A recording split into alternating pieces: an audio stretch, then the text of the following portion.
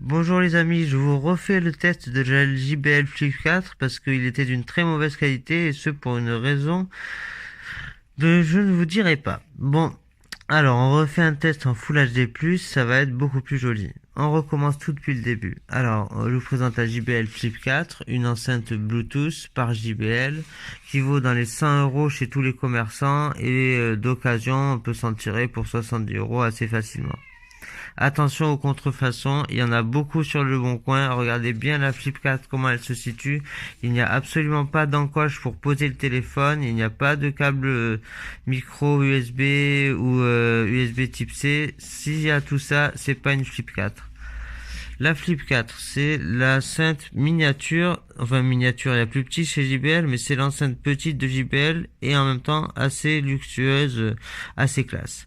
On a une petite dragonne ici qui permet de la transporter au poignet, ça c'est assez sympa, même si je suis pas trop pour les diffusions de musique en public, mais bon, dans un parc ou un endroit où il y a de la place, on pourra pas écouter sa musique et la transporter à la main.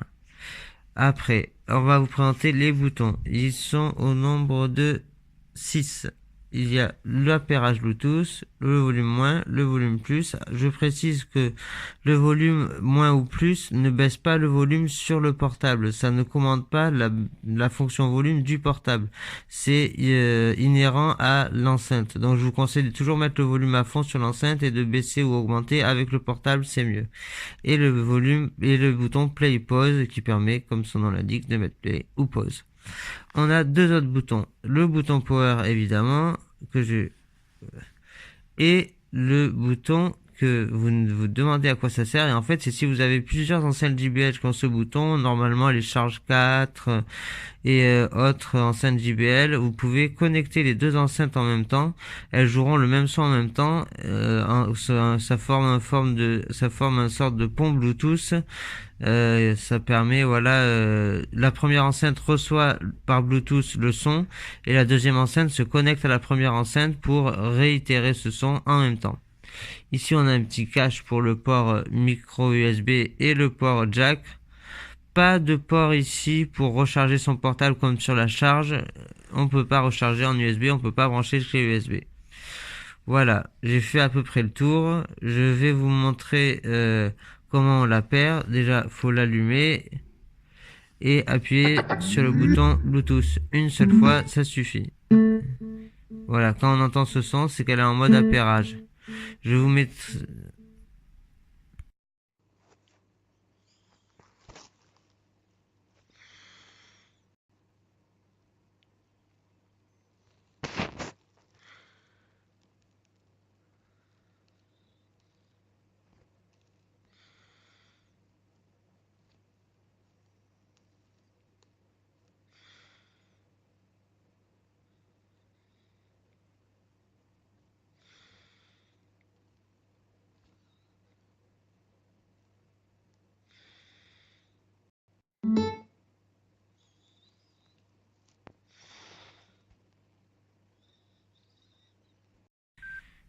Voilà, vous avez vu comment on le faisait sur son portable. Une fois l'enceinte appairée, il suffit de lancer sa musique. Bon allez, je vous lance un peu de... J'ai mis play pause et vous n'allez pas me croire, ça a mis play pause à l'enregistrement vidéo. C'est assez original. Oui, on peut lancer la musique. Bon, ça n'a pas beaucoup d'intérêt que je vous mette la musique sur l'enceinte parce que ça dépendra de votre enceinte à vous.